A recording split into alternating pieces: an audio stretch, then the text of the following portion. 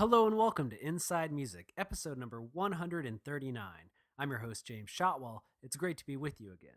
Did you have a good new year? How are you doing? Are you making it? Did you stick to your resolutions so far? I know we're only a couple of days in at this point, but for some of us, that can be an upwards mountain that is almost impossible to climb. I know in years past, I've set a whole bunch of lofty goals and I didn't follow through with them. I fell short. And what I've learned over the years, if anything, is that you need a plan. You need something that tells you how you're going to get from A to B. You can't just say, I want to run a marathon this year. You're going to say, I'm going to start running and maybe one day I'll get to a marathon. And one of my goals this year is to do at least 52 episodes of Inside Music. That's just one a week, but I had to hit the ground running. And that's exactly what we're going to do today because I have a brand new conversation to share that I think you're really going to enjoy.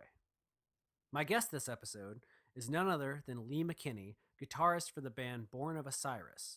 And if you're unfamiliar with the group, Boo as I like to call them, you have a lot of catching up to do. Born of Osiris has been around since 2003, arguably, but they didn't really take their final form, the shape that they're in now, until 2007, and Lee has been along for the entire journey. He was just 17 years old when the group was offered their deal with Sumerian Records, and he couldn't sign it until he was of age, until he became an adult. In all that time since then, the group has released several studio albums, toured the world numerous times, and right now they're gearing up to release a brand new record entitled The Simulation, which will be in stores on January 11th through Sumerian Records. Yes, the band has stayed with one label the entire time, something that Lee and I talk about briefly in this conversation, and it's been one hell of a ride.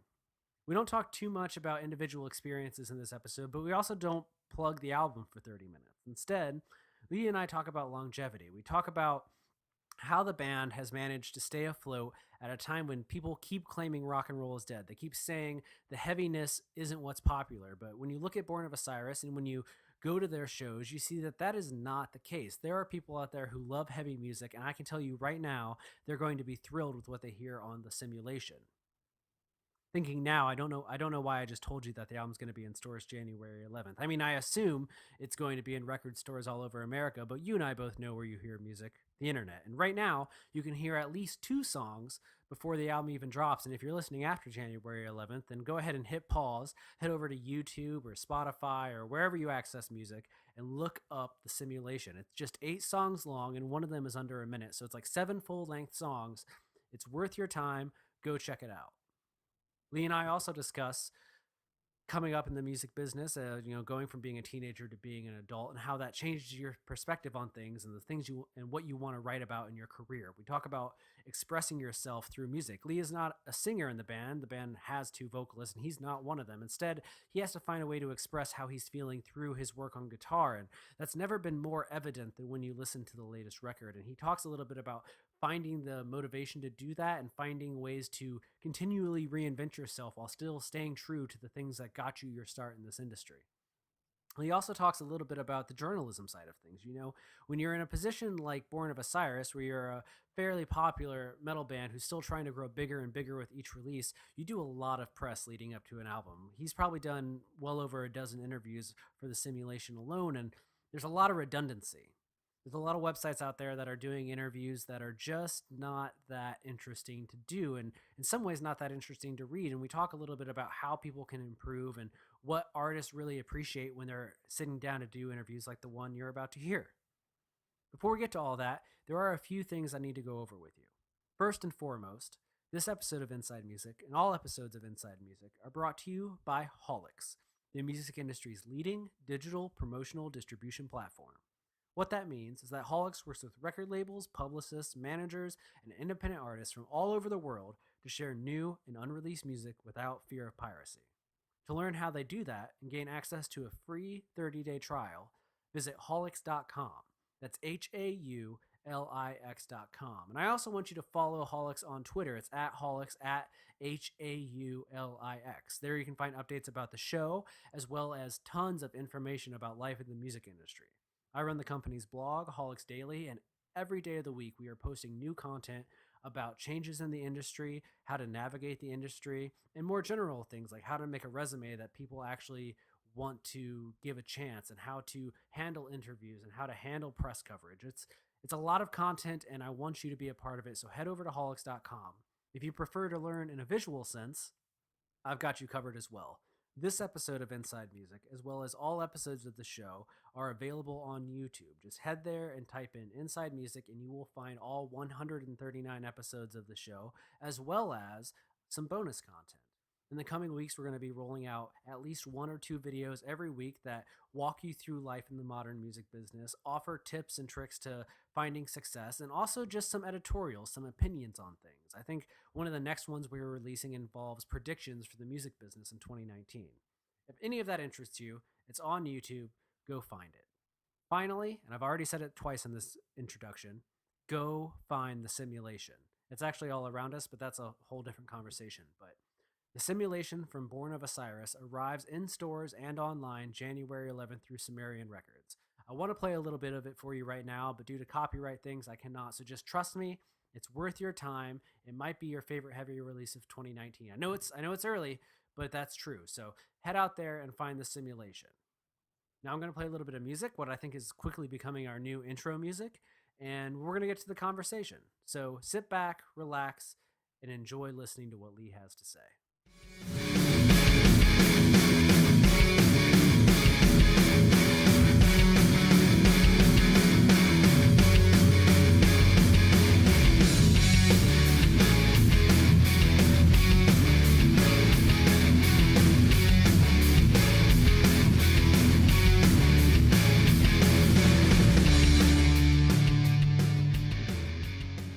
All good. How you doing, James?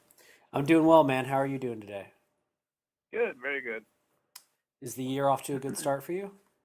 Yeah, it is. It's been it's fun. There's one interesting part. The whole music industry takes off like the second half of December and what's become the first 4 days of January, which is somewhat stressful when we have an album coming out on the 11th. So that would be a bit of a stress factor of the new year. But the fact that there's a new album, new music coming out for Born of Osiris is definitely exciting. I understand that. The last guest on the show actually was my buddy Lou from the band Palisades, and they just put out their record on December 28th. And I had the same thought when I was talking to him, was I was just like, I don't know who's going to be around when it comes out, but go for it, I guess. Yeah. What made you guys like? Did you guys choose January 11th, or is that just kind of how things worked out with the big Sumerian plan for the year? I think it's how it worked out with Sumerian. They came to us with the date of January 11th. And when it comes to talking about the music industry taking off these chunks of time, they've been smart about it. They developed a plan, and we had weekly song teasers and things of that nature to keep the hype train alive, if you will. So they didn't just disappear by any means. I think that when they knew that they were going to make a January 11 release date, they knew that they needed to come up with a good strategy to make that doable for everyone. Well, I feel like there's just so much competition these days that these dates are still, it's like movies almost. Like there are so many new films every Friday, especially the closer you get to summer, that sometimes there's an advantage to taking these kind of quieter release weeks just because you get a little bit more focus from sites, especially genre sites like in the metal world, I would assume. There's just not as much competition right now to be like, will you cover our album this week? Because there's only so many records coming out. Absolutely. I think that's a perfect point. I do think that by January 11, everyone will be back to work, whether we're talking about news sites or whoever else. So I think when that comes, I do think we won't be, in a sea of competition. But yeah, we'll see how it goes.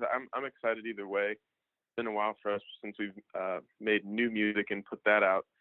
So it's just exciting for all of us. When did you guys start rolling out the record? I know Silence the Echo came out a little while ago, right? Yeah, that was before. Let's see, that was before our summer tour with Between the Buried and Me. We wanted to, I'm not sure if we'll get into all of this, but we're more than welcome to. But the album has been done in some ways, in some forms or another, for a long time. So for the summer, we were able to release Sounds the Echo, so we would have something new to play because that was very important to us going into a summer tour.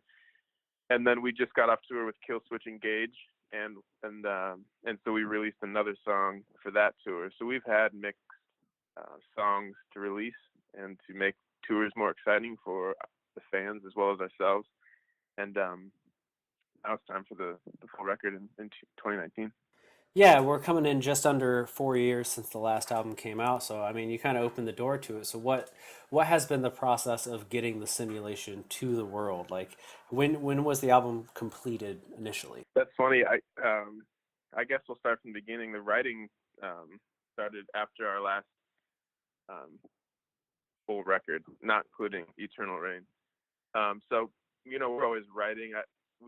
I think our second album, we felt that we were put in a bit of a rush, um, and so we made sure going forward that we would never be put in a rush position again. That being said, writing music, at least for myself, I should only speak for myself, is my favorite part about being in a band. So I'm always doing that. So the writing began when our last record came out of new music. And so that's when we started writing. And then so the 10-year anniversary of The New Rain, which is our first record from 2007, was obviously 2017. And so we wanted to do something special for it at the time. I noticed that a lot of people on an anniversary, they'll just send the same album off to maybe someone else to get mixed and mastered. They'll put a new cover on it, maybe basically put it in a shiny new box and resell it. And I get that. I understand the process from a business standpoint. But we wanted to take a more unique approach and kind of not just put it back out sounding different. We wanted to kind of give it a try with how we've grown as musicians 10 years later. So we re-recorded the entire thing. There's different drum fills, there's different little guitar parts here and there. It's the same record and the same songs, but we have all grown um, as musicians and as people. And I think so we wanted to, basically just redo it from the ground up. So that took the bulk of our 2017 away. And then after that record came out, the Eternal Rain, we called it, we went on a full campaign to support that. We played the record beginning to end. Plus we added one song that was also from that time of our lives in 2007 called Glorious Day. We put that on the record. And so we played all that front to back, just to kind of close the chapter on all that. But that took time out of what was going to become the writing for this record. So that's why it's been, years since we put out a new record. But we've definitely been active along the way. Absolutely, I remember that re-release, and that was one of the things that I always find so fascinating about Born of Osiris. Or you guys are becoming one of those been, but you're definitely at this point one of those acts that has kind of seen the changing of the tides because what the metal community is like and like what the music industry, especially that corner of it, was like in 2007 versus 2019. It seems like day and night in a lot of ways, and so many acts haven't been able to suspend a career through all of that. But here you are starting off 2019 with a new full length record. So it's I'm always kind of amazed at how someone finds a way to navigate those waters. Like, what do you think it is about the band and what you guys are putting out there that has made it possible for you to keep this going? I think we were very lucky to get the start we did. So we were a band in high school. We were fans of the Faceless back then. Actually, still am. I don't mean what I say back then, but so the reason I say that is because we knew who Sumerian Records was because of because of the Faceless, and so we were a band at that time. We knew who Sumerian Records was at that time, and so when we wanted to take things to the next level, we actually they reached out to us on MySpace. At the time, there was a cool scene happening in our local area. It was us and Vela Maya and After the Burial, and that was like our local shows that you could see for free or for cheap. And so we had a really cool thing going on in the Chicago area, and so Sumerian was interested in that, and so they started poking around in the area. And because of MySpace, the top 8, I don't know if you remember that, just kind of Absolutely. who your closest friends are. So they got into that. That's how they found us all. They reached out to us. At the time, we were 16, 17-year-old psychos just going crazy in school. We were partying, doing the whole thing that young dudes do. So they were asking us, are you guys serious? Because all your lyrics are about World of Warcraft and partying and doing laundry and bullshit. So we, so we reached out. We were like, yeah, I mean, we're 16, 17. We want to talk about politics in the world. So, it was a funny situation, but they didn't know if we were serious. So we flew them out, actually over overdrew my credit card and went into debt trying to get them out here. So we put on our own show. We were the promoters with a friend.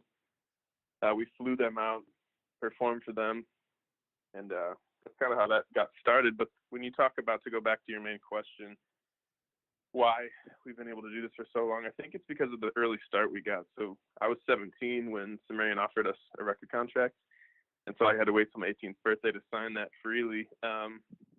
So right after high school, senior year, we were on tour immediately. Our first tour was 2.5 months long, all across the U.S. And so we dug in right away. So, I'm still not 30 yet, but we've been able to do a 10-year anniversary on a record, and I'm very thankful for that. I think that's the main reason. I think that that's a good explanation, man, and it's true. I think if you can, you get a strong start and you can really establish a presence, it's easier to keep the longevity going. It's when people kind of come out the gate without having established that some kind of following or some kind of respect in the industry that you see them kind of burn out after a while because they just don't.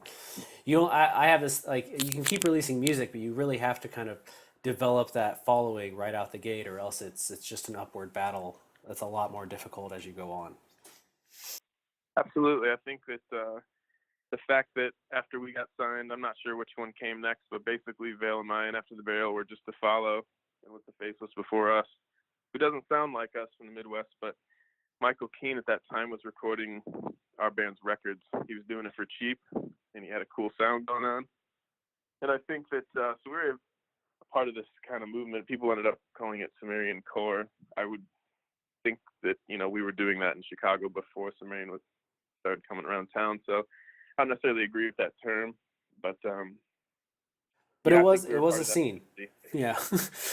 Well, it's funny because I was talking to Mike Shea from Alternative Press about this recently about how back in the early 2000s, like that seemed to be how every label kind of established itself, was there was like the Victory sound and the Sumerian sound and the Ferret Records sound, like they were all kind of cornered one little part of the market, and that's not really how labels work anymore as far as I can tell. Like they kind of tend to try more things, but Sumerian has kept that trend going quite a bit.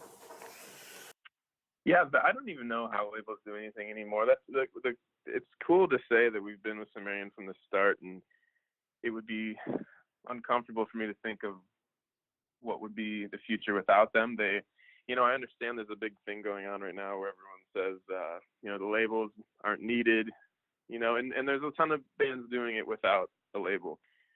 And in light of all that, they've just found other ways to be supportive of us, and they've kept themselves in a relationship with us where we both need each other, and they're creative. And you talk about how they did at the beginning, grabbing their own sound. I think they still have that. They still sign metal bands, but they're also, I compare what they do to being a musician, because you keep your core sound, and I think that happens with musicians, no matter how hard you try to escape it. But as an artist, if you want to call a musician or a label, even if you could call that an artist, which I think is fine in this example, you still need to branch out. So I do think they keep their sound. They've always had it, but I think they're sounding some really cool artists, some not announced yet, that you'll be hearing about soon. And I like the way they're branching out, which helps everybody as we all continue to branch out. Ash is actually going to be doing this same podcast in the near future, but he's somebody that fascinates me. I want to talk to him about doing that. But I always guessed, like, if your dad made Rocky, you would have to do something very cool like what Ash has done. Yeah, he's a pave your own path kind of guy, though. With or without that, I have a feeling he would have done what he's done. And I know for a fact that he didn't have that help from him to do Yeah. what he's done. I think he's definitely a fascinating dude. He's a very close friend of mine. I still, work with all the time. I do the music on his TV shows and his movies. So we have a very close relationship, and I have, just a ton of respect for him. And I'm excited to hear the podcast you make with him. Well, thank you. So let's get into it. You guys, I really like the idea of the simulation. Like, let's start right there at the title. Like, it never seems like you guys necessarily set out to do like a concept album, but there is always all these overarching themes. And with the simulation, and then someone looks at like the video for the Accursed, there does seem like you're really going for a very specific idea with that album. Like, was that kind of from the beginning, or do these kind of themes emerge while you're creating the record? I believe the theme emerges at least halfway through, maybe, because we start with the songwriting. And I want to say that, we'll have half a record's worth of songs before they really start diving in on vocals. Now, that's not totally true in every album, every song. If I send a song and the album's not going to be out for 2 years and they're really excited about it, they'll put vocals on it. But for the most part, they attack vocals, I would say, in the third quarter, if you will, of the writing process. So I think it really came to the forefront around that time while we were starting to finish up the instrumentals, but they were starting to really dive in on the vocals. It was definitely the theme right up front, and we wanted to, that interests us more now because, like I said, when we were getting signed on our first record when we were 16, 17, 18, like, what do you want us to talk about? The world we haven't seen yet, politics we don't know shit about. We're just going to house parties every Friday. Nowadays, we've been able to travel the world, see new things. We're getting closer to our 30s, and so I think every person shifts in priorities and thought processes at this point in time. So there's a clear vision for this one, and I think this might be, I hope I'm not wrong, the first one that's a full-on scene. Well, that's awesome, man, and like I said, it does pull through to the video for the Accursed. What made that song? I mean, you did put out another song before that, but the Accursed is the one that got the video, and it seems to be the track that got the biggest push on the album promotion. So like, what made that song stand out? Obviously, it opens the record for people that haven't heard it yet, but for you specifically, like, what drew you to like let's put this one out there, let's make the video with this song? I think that the label kind of makes these decisions. I think I like to make records in full. There's also a mindset where, just keep putting singles out, singles, and that's cool. But I see both sides. I've done that with my other band in Motive, or even my solo career. I put a single song out, just my guitar solo album project, life, whatever you call it. But and the number one comment is, where's the album? Where's the album? So I think that's kind of our focus, is making the full record. We don't like splitting things up too hard. But the label's good with kind of knowing your fan base, knowing their fan base, knowing the music industry in general. And so I tend to take their word when they say this should be a single, because if I have to say, they've never been wrong. Well, that's a good way to look at it. And what I really appreciate about that specific video for The Accursed is that you guys found a way to take what is largely like a performance video and do something that makes it have like a narrative and feel less than straightforward in a way, which I really appreciate, because I feel like so many, especially heavier videos these days, are just straight performance, and you guys tie in just enough that keeps it feeling fresh and original throughout. I appreciate that. That means a lot, especially the stance I've taken lately on all this, is that when it comes to doing music videos, I think they're very important. I think they've always been important. I think they might have even fallen off in importance maybe at a certain time after the 2000s, or maybe 2010s areas. But like, now that YouTube's, I feel like, the number one form of social media, if you want to call it that. And I think that myself, even like around the house, if I'm cooking food or cleaning or basically not writing music, I'll have YouTube on, some music, some podcasts, actually, whatever it may be. And so I think that YouTube's crucial. I think music videos are crucial, but because of that, I agree. I think metal videos are terrible. 9 times out of 10, I think most of Born of Osiris music videos are terrible. And so this time around, I'm like, I don't want to spend money on doing this just to do it. And so I've been saying in every email to the label, no performance stuff if it's for the sake of performance. Like, you can see that live with new, brilliant live sound in a concert setting. Like, that's when I want you to see that. If we're going to do it, let's do it for a reason, not just because it costs a little less to not pay actors or have a storyline.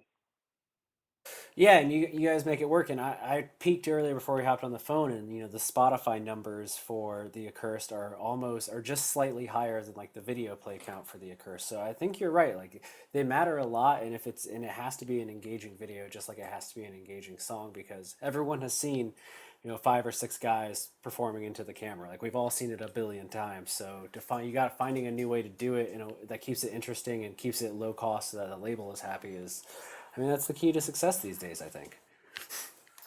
Yeah, we have a lot of visionaries at Sumerian, and Steven, who's doing everything. He's just like a young, hungry, just sharp, dude. And so he's done a lot of cool stuff with Asking Alexandria, and whether or not you like the band, their videos are very cool and engaging. And so we're always excited to work with him. He's an amazing guy, and yeah, he's creative not just in the fact of how can we make a cool music video. He's creative in the fact of how can we get this metal band, regardless of how long we've been around or whether the success we have or haven't had, he can make the vision and he can do it with the budget that fits the band. And so that's crucial too, because we've done videos back in the Discovery days. Follow the Signs, for example.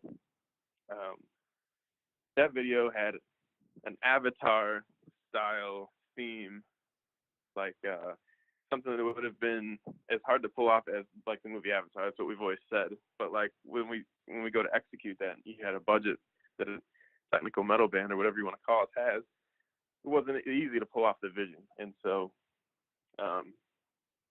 that's another good thing about Steven. He can come up with a cool video and he can execute it within your budget.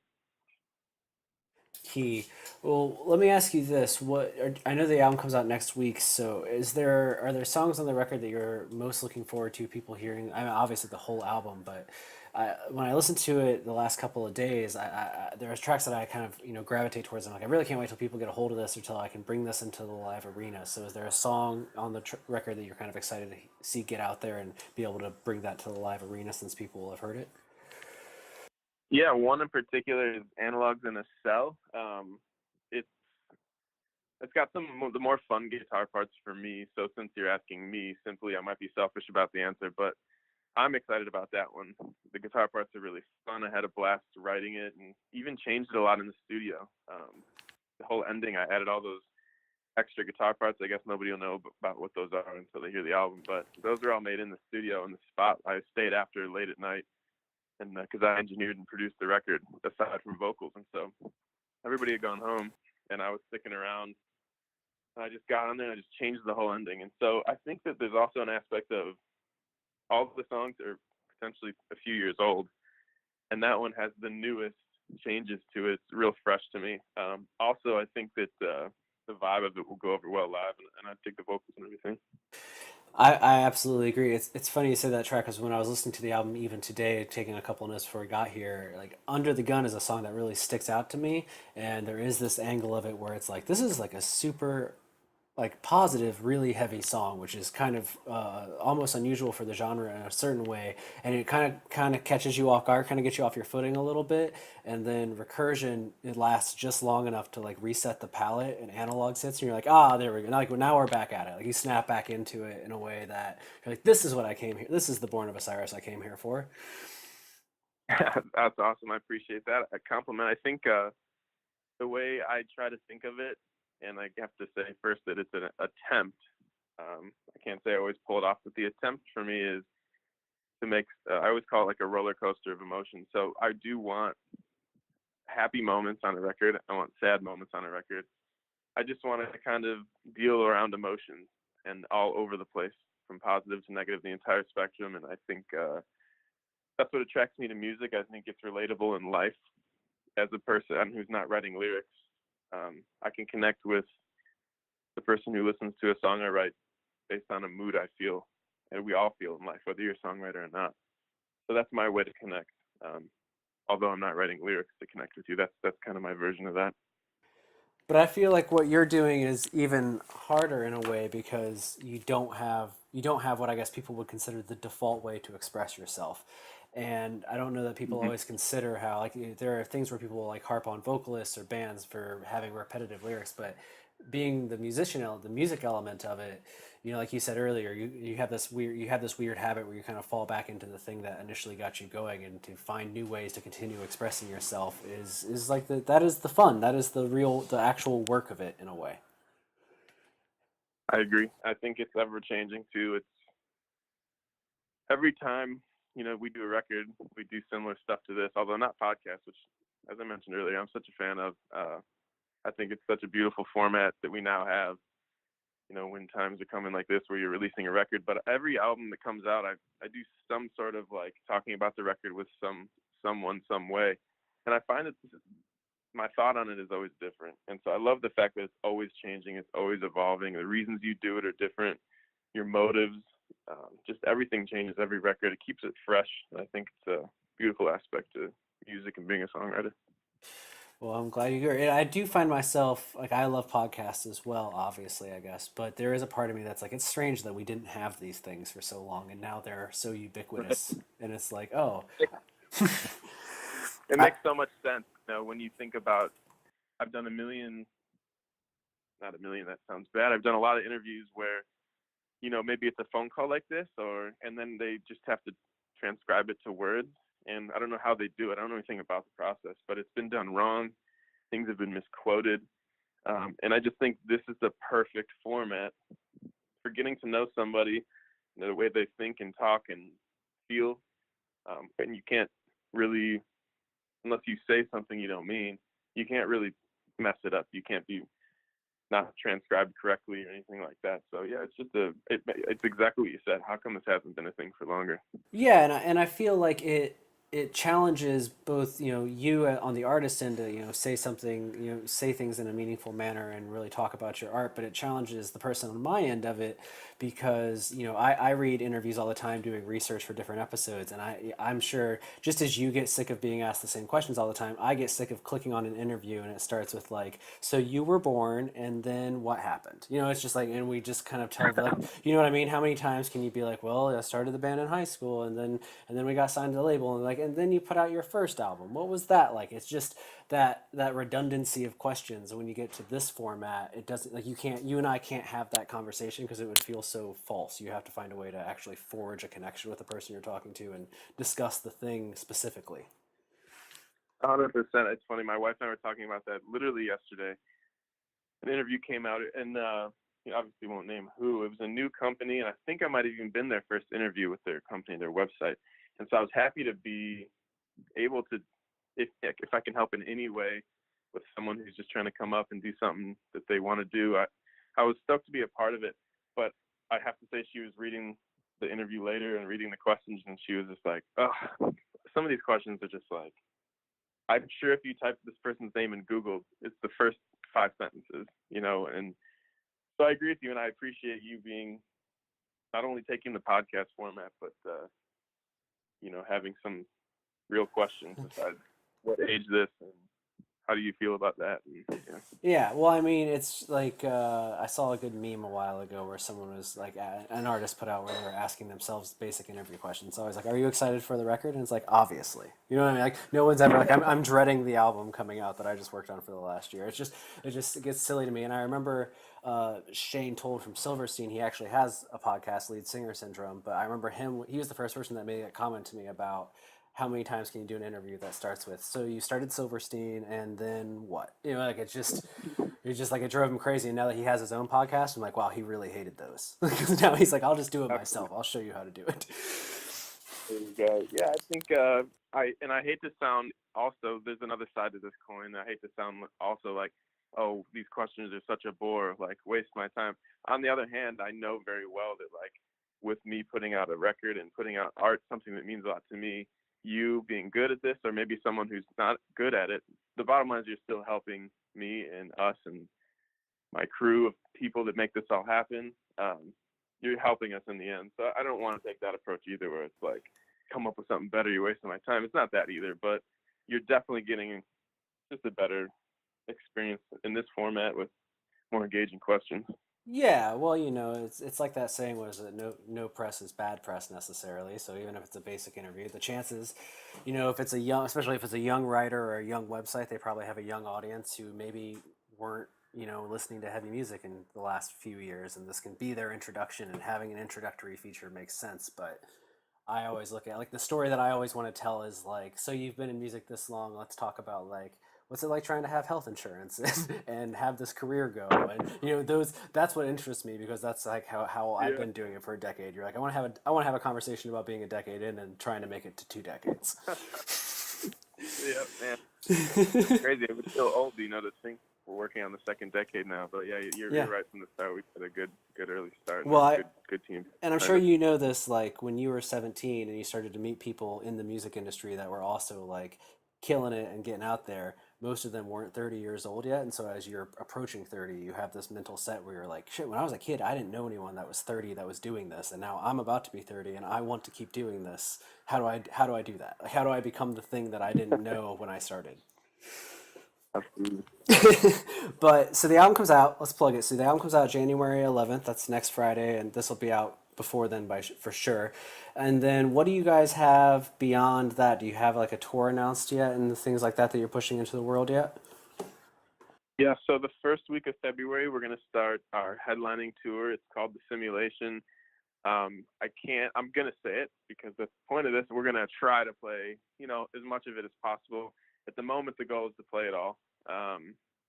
But there's a lot of moving parts when you have the new year and the new month, 1 month to go, learn it all, retouch it all, and we have a new member. So there's some aspects that may not allow that to happen fully, but we're going to play a lot of it is the bottom line. Simulation tour, it's all US right now, and that's planned February, March. We're going to try to do it across, the world as much as possible in 2019. Those aren't solidified yet, but they are plans. So for the American US run of it, we're going to have Chelsea Grin as our direct support. Before them will be a band called Make Them Suffer. I believe they're from Australia. And then we're going to have an opener, but we were trying to get a certain band, I guess I can't name at this time, and they needed to get some cash from their label. It fell through, so now we're kind of seeing our other options. So there's going to be another cool band. There's all the ones that I've heard for opening slot they're all cool young bands. So I don't know who that is yet, but we'll be announcing that soon, I hope, within a week or so, because otherwise we're getting pretty close to the tour. Yeah, I was looking at the tour dates. You guys kick off at the Varsity Theater in Minneapolis, which is a great venue. I like that room a lot. It's a good place to start. I'm excited. I love Minneapolis for sure. Just as I mentioned earlier, with Austin Vale and After the Barrel, After the Barrel stomping ground right there. So we always had a time there. Well, I feel like people will argue that heavy music isn't where it used to be, but there, especially in the Midwest, it still is. Like there are a lot of cities where like heavy bands still do really well. And yeah, it's funny. I was just listening to an interview of an artist I like the other day, and they said something about making fun of the Midwest, and I was like, "Damn, you're crazy!" Because the Midwest is super diehard, dedicated. We have incredible shows there. Obviously, we're from Chicago, so that might make sense. But man, I just outside of Chicago, Minneapolis, that's wild shows, and not just for us. I'm just talking about metal in general, yeah.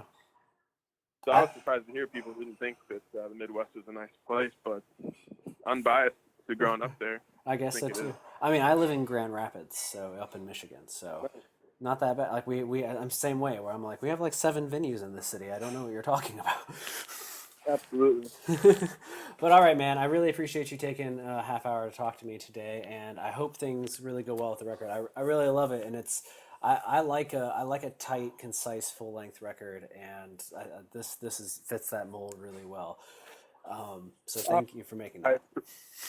Thank you for having me on your podcast. Like I said, it does help us, and I appreciate that. I'm glad you like the record. Hope everybody else does, and people can pre-order it at bornofosiris.com. Also, because I don't know if the record will be out when this thing comes out, but also going forward, our tickets for that tour on bornofosiris.com as well. So that's a good place for everything happening with us. Fantastic. And I checked earlier, there's still a few of the vinyl variants left, so people can get out there and pick up the more limited color schemes if they want. Awesome, brother. Thank you very much. I appreciate your time.